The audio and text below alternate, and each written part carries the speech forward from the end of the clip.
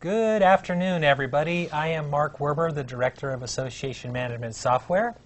I'm joined today by Diane Clem and Frank Rittersdorf, your excellent trainers. We have a great topic for you today, events. There is a social aspect to association management. Associations host many social functions throughout the year. Today we're going to cover the Events Manager and how to create a successful event. We are coming to you live from our multimedia studios here in Simi Valley, California. It takes a village to pull these webinars off, so I'd like to introduce from left to right Sabrina Steffen, our marketing coordinator, Mark Boatman, our multimedia specialist who turns the knobs behind the scenes. That's me in the middle, followed by Diane and Frank, your excellent trainers. And as always, we'll be showing our webinar today in the most recent version of Magic 10.1.01. If you've not upgraded to this latest and greatest version of Magic, we encourage you to do so. As most of you already know, there have been many important changes made in Magic 10. This includes CDB communication of membership, financials, as well as education. Now let's talk about the agenda. Events Part 1, because we will be doing a Part 2 in a month. First, we're going to talk about why the events module can be so important to you and your association. And then we're really going to focus on setting up an event. And first things first is using our step-by-step guide calling the Getting Started Wizard, as well as we're going to talk about the rate table, because that can be very important, as well as IMS options, where you can really customize it to where your members can, when they register, select some different options, as well as miscellaneous options like speakers and meals and so forth. As I mentioned before, associations are social organizations as well. Magic's Event Manager will assist your staff in managing all the details of running a successful event. Some examples of an event are your realtor breakfast, a charitable golf tournament, or the director's installation banquet. Magic's Event Manager is going to simplify the process of taking reservations, assigning rates or pricing, distributing tickets, assigning tables, groups, and seating assignments, inviting guests, and all the reporting options you need to ensure your social event is successful. Hey Mark, it also looks like another option might be some Elvis Presley snow racing too. That is a good event.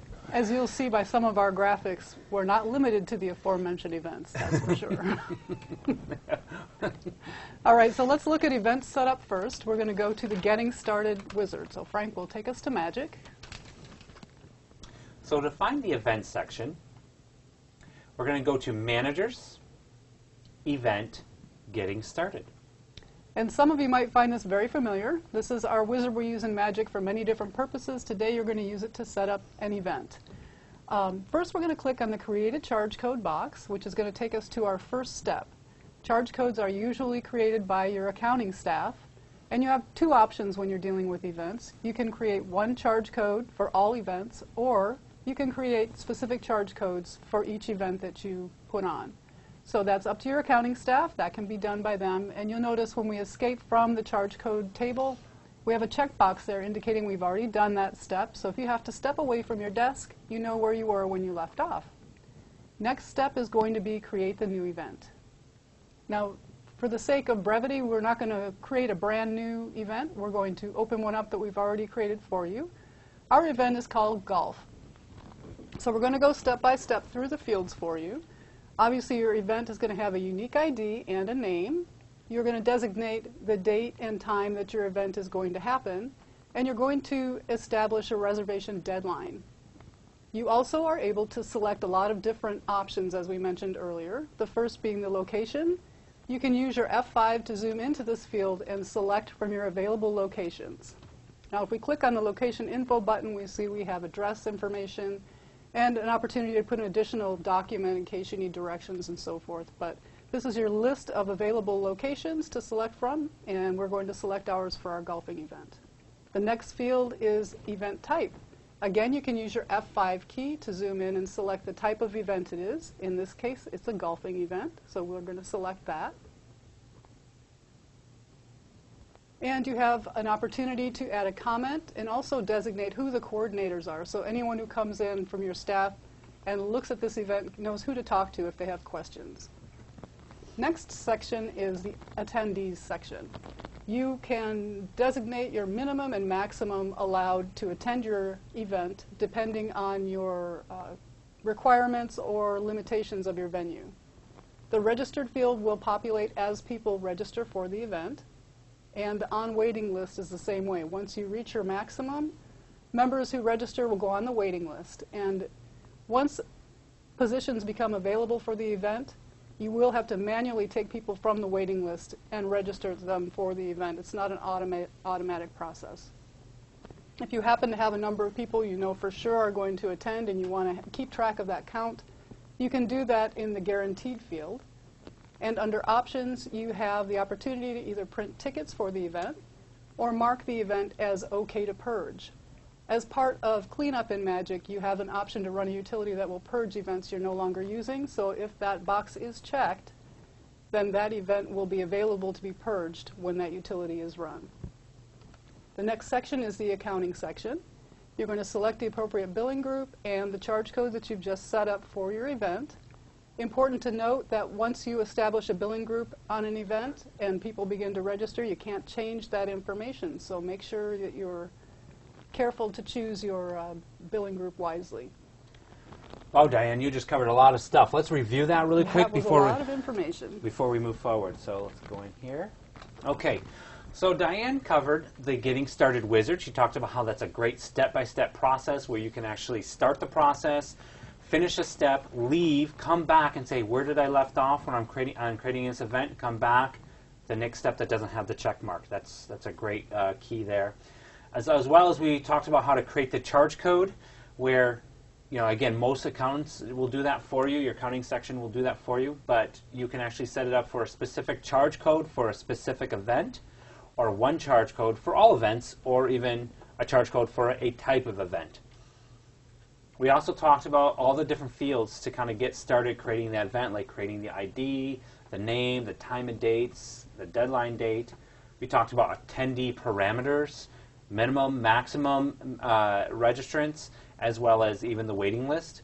We even talked about counting setup, where you're actually connecting the events to the accounting portion of Magic, and you do that by entering your bill group as well as your charge code. Now remember, Diane had mentioned that if you put the bill group in there and people have started registering, you cannot change that bill group after they've actually registered. And that must be a very, very exciting event there. It looks like people are head over heels over that one. Well, do you think this image and the image before that's the same association doing all the same events? That's a pretty wild association. Yeah, we should look that one up. Oh, here's another one. This is not for the birds. All right, so let's talk about continuing setting it up. We're going to focus on the rate table as well as the IMS options. Let's go back to Magic. Right. The rate table is where you pre-configure the amounts that you will charge for this specific event. Rates can be unlimited. However, the software will recognize member versus non-member rate. It uses a complex formula of looking at the member's status within their association and their bill type to determine which rate will be charged. Let's look at the member rate. So you'll notice I have a rate code here for M that represents member. It has a charge code assigned to it and a before deadline price. Now that before deadline is the reservation deadline set up in the event information. It's designated as September 10th, 2012. So if we go back and look at the rate table for members, you'll notice that there is a price of $50. That's the price that a member will be charged if the staff person registers them through Magic. If the agent registers themselves online, there can be a different price called the IMS price. In addition to that, we can have an after deadline price, and that price can be if the member was registered through Magic or if the member registered themselves online. You can also define whether you want the software to create an invoice, yes or no. If an invoice is created, there will be an invoice in the member's accounts receivable record, and a receipt will have to be created to pay it off. Members can invite guests, so there'll be a guest rate. The software will also identify if there are non-members, and if Based again on their bill type and status within their association, the software will determine the member or non-member price, and you could have a different price for non-members as well as the non-members' guests. You also will sometimes give a complimentary rate where somebody does not have to pay any fees. Normally that price is $0. That's considered complimentary. And there's one more feature within the rate table. That's a cancellation fee. If the member or the staff person cancels somebody from their registration, the $50 would be credited back to their account, but you may assign a fee associated with the process of cancellation. In this case, the member was charged $50. To cancel, they would be credited $50, but there would be a $10 cancellation or administration fee. Again, rates are unlimited. However, the software only will recognize the member or non-member rate. Important to note that if all of those 6 rates are present, members will be able to register properly on IMS, but if any of those rates are missing, the IMS will sometimes charge a different rate for a member rather than a non-member rate or a member rate. Those 6 rates do have to be present in the rate table for IMS to work properly. Whether you're going to use them or not use them. Correct. And you can also create extra rates. They won't be available on IMS, but you can use them when registering people at your association, custom rates. Okay, now let's talk about IMS. How are we going to get our members to be able to sign up for the event on IMS? So the first couple of options we have here is registration. You can actually set up your event to only display on IMS where they can see it and call into the association and register. Or you can set up to where, yes, they can register online, or no, they can't see it. You don't want it to show on IMS at all. In our case, we have it yes. You also can set it up to open to the public. So whether you want it to just for members, which you would set no, or if you want it to open up for everybody to bring as much revenue as possible, you could set that to yes and open up to the public. The cancellation you can set up in here as well, whether they can, if there's a cancellation fee only before the deadline, or yes, at all times there's a they can cancel, or no, they can't cancel at all. On IMS. On IMS, yes. Then we also have the additional event info file. Now this is nice. You put information regarding the event, and you can put it in a Word doc or PDF option. Let's take a look at that in the IMS. Okay, so what I've done is I flicked over, and I have, looking at our the internet, our IMS services main menu, I'm going to click on the event calendar as a member. And now we have our event showing up here. The more info, which we see over in Magic, right here. Hang with me for a second. There we go. In here, you can click on this link, and it will pull up for them. Okay, showing up in here, and this is the details of the event. So you can put a number of different things. For the golf outing, you could put, you know, the rules of the game and so forth. You also will be able to find it when you click into the actual event, and I'm going to expand the IMS page here. And you see the additional event info here as well. So as you can see, when you're in the IMS, and you can see a lot of the information that you see in the event information form, the ID, the times, the dates, the price, even before the deadline as well as after the deadline. For me as a member, because I'm registered as a member for this association, even shows you the cancellation fees and whatnot. Even gives you all the options that the member can choose for a meal. Let's go back into Magic. The next thing I'd like to show you is the registration group. I'll just talk on this really quick. This is where you can actually put events or even classes into a specific group. And when a member goes online, they can actually click on that group service or that group link, and only those events and classes will show up in there, and they can choose which class. For instance, if you're having a tech fair, so you want only events and classes that pertain to the tech fair could show up in there. So that's something you can actually utilize as well. The next thing I want to show you is the IMS registration form options, where you can actually choose to have guest registration allowed, or just make it where they can just choose how many member tickets they want. We have set up for guests, So let's go back to the website and the IMS, and we'll take a look at what that looks like. To see that, you want to go into Proceed to Registration.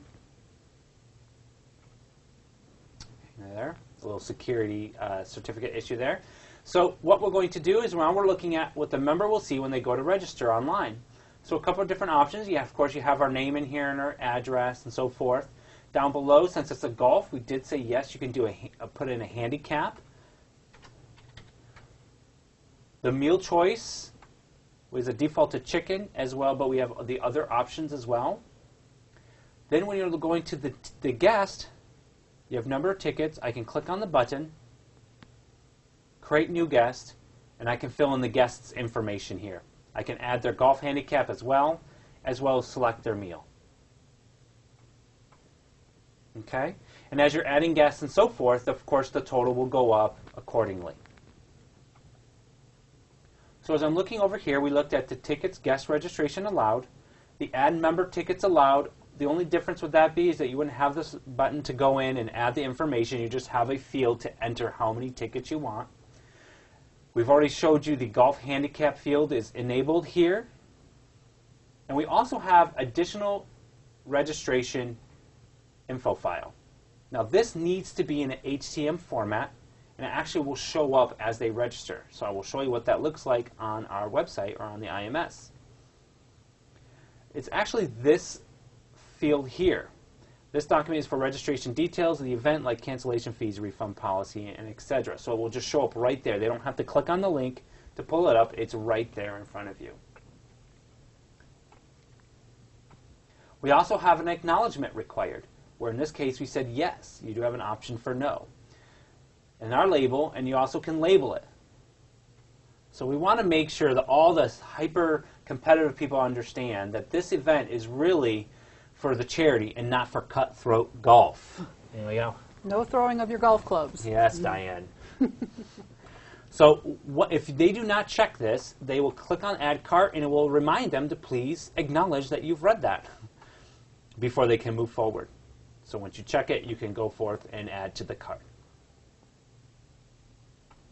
So that is setting the event up in their IMS and all the different options that you have. Let's go ahead and review those. Diane, do you want to take that for us? I'll be happy to do that. We covered a lot of ground here again. We went over the rate table, and we talked about the 6 rates that have to be required in any event so that it can be registered for properly on the IMS. Also mentioned that you can customize rates, but that those rates are available only when registering at your association. You can set a rate to complimentary and set your create invoice to no. Next, we looked at IMS options. Many options here. You can allow for public registration, allow guests, create an acknowledgement option with a customized label, and also create additional information documents to make sure your members are good and informed about the event. That looks like a fun event. Gotta love our winter water skier in superhero garb. Gotta love that. Okay, so we're going to look at some additional settings in the event information form. Going back to Magic, we're going to look at the rest of the buttons here. First being the speakers button. You have a list of speakers that are set up to provide their services at the event, and you can add speakers from this form. You can also zoom in and view detail on the speaker. And you can see their name, their address. Also, there's a space for their tax ID, the pay rate. You can click on event assignments. You can see what other events they've spoken for. A lot of good information on your speakers here for your staff to use when deciding who is going to help you with your event. Next one is meals. There are meal choices available. You can set any meal you would like to be the default, as Frank showed on IMS in the previous screen, and then list the rest of your options that are available. You can click on meal orders to see who has selected which meal while you're planning, with your caterers and so forth. We don't have any orders in quite yet, so nothing came up. And again, you can select your default by clicking that button. Tables and groups. So you can organize people together in either golf carts, tables, or groups. You can keep the crazy dancing chickens with the superhero water skiers if you'd like, and assign them here. So you can see this is something your association staff is going to do as well, not the members. but you can organize them by cart, by table, designate a maximum amount of people that can sit at the table or be assigned to the cart, and you can keep track of how many spaces have been reserved for each table or group.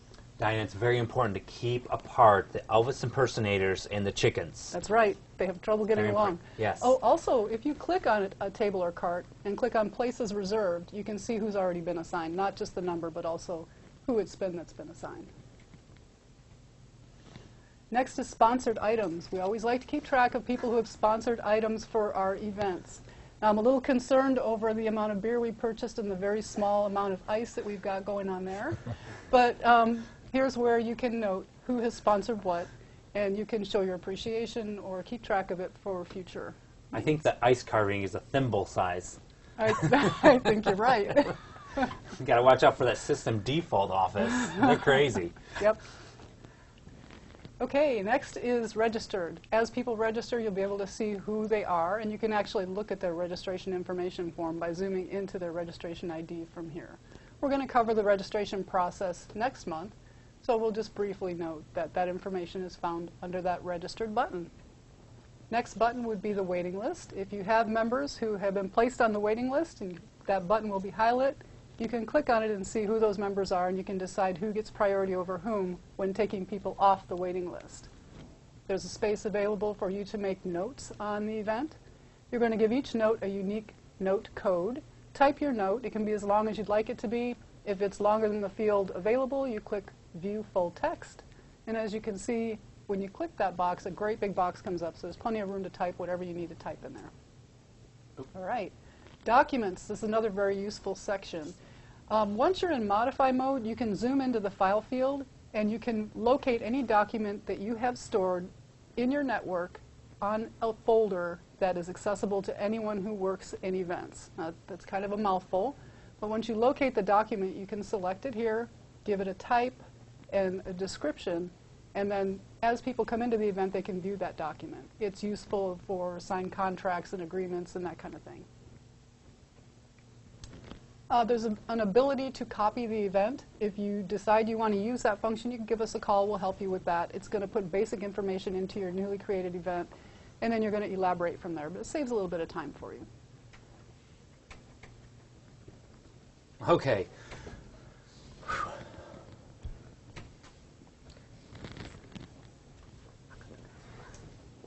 So, thank you, Diane. So, Diane covered, again, a number of different topics in the event. We talked about the speakers and the contact information for the speakers. We also talked about the different meals and how to default one of those meals. Tables, groups, or even carts. List of groupings for events. So you can group them or keep people apart or make sure they're put together. Sponsored items. Who sponsored what? Who sponsored that beer that made everybody go crazy? Who's registered, and also you can even get into their actual registration. The waiting list, again, that's for overflow, but if there's a spot available, you do have to manually process and register that person on the waiting list and register them into the event. Notes, specific notes for the event. Like, remember, if they're throwing clubs, they're out of here. That was one of our notes. So, as well as make sure they have a designated driver. Also, documents for staff pertaining to the event. Again, sales contracts, insurance liabilities, anything that anybody working the event, and you can just go in, zoom in, and view that document to get pertinent information. All those features are designed to enhance the management of your event, but they are optional. The only thing you actually need to set up is the event information and the rate table at a minimum to create an event, and then the other features are really just to enhance and manage the existing event. Thanks, Mark. Thanks, Mark. Let's go ahead and summarize why the events module can be important. I think we've showed that. We talked about setting up the events by using the Getting Started wizard, a great step-by-step process to make sure that you're completely setting up your event, as well as the event info form with all the pertinent information in there, like the rate table. Make sure you have the defaults in there. The IMS options, where you can post info documents, set up to sign up for guests. And also the miscellaneous options, speakers, set up the groups and tables, and many, many, many more options. That's it for the content portion. Now it's time for our question and answer section. Please give us a moment as we are looking through this.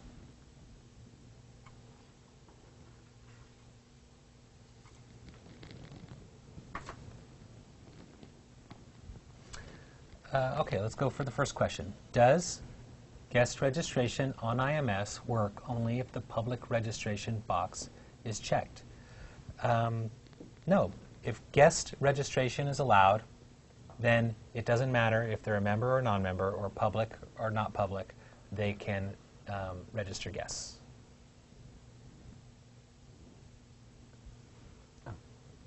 Can you, what's the next question? This has to do with provisional members. Is there any way to include provisional members at the member rate for an event if they are not active status but a provisional status? Yes. So as I stated before, the rate is determined by a formula of association, status, and bill type. So if the status is provisional, we need to translate that status as active behind the scenes. Then they would get the member rate. Also, bill types in the bill type table are defined as member or non-member as well. So we will cover that in more detail in part 2, but just so you know, we can assign members at the provisional rate. I'm sorry, we can assign provisional members at the member rate. And now it's time for Rapattoni Wrap Up! To view past and future webinars and to register for upcoming webinars, please visit our website at www.rapattoni.com. Click on Support, Magic, Webinars, and Training Videos, and you will see a list of past and future webinars. You can register 2 weeks in advance of the webinars, and you can watch our existing webinars over and over again. You can also find Magic resource articles by visiting our support, clicking on Support, Magic, and Magic resource articles from our website, the same website.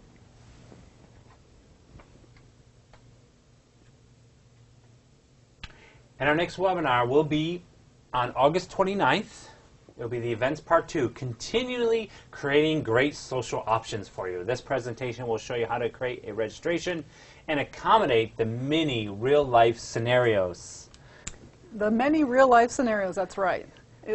We can organize guests, and from the registration form, you can decide who sits with whom. So if your board of directors decides to invite a couple of his friends from when he volunteered at the soup kitchen, you guys can get yourself all seated at the proper tables and take care of that accordingly. And we'll also talk about our numerous available reporting options. This presentation was done in the current version of Magic, Magic version 10. And have you scheduled your Magic 10 upgrade yet? If not, Magic 10 includes a bunch of new features, including NAR CDB compliant education and financials, the new color schema, expanding screens, the ability to move and resort columns, save your reports directly into a PDF format, or export data directly into Excel. Magic 10 is also compatible with the current Microsoft operating systems like Windows version 8 and numerous improvements to Internet member services. If you are not upgraded at this time or have not scheduled your upgrade, please contact support for more information. Well, I want to thank you for joining the call. Yes, thank you very much for participating. In the next instance of the Event Manager, we're going to cover all the registration scenarios that came up today, and we're going to answer all those event registration questions for you. Thank you.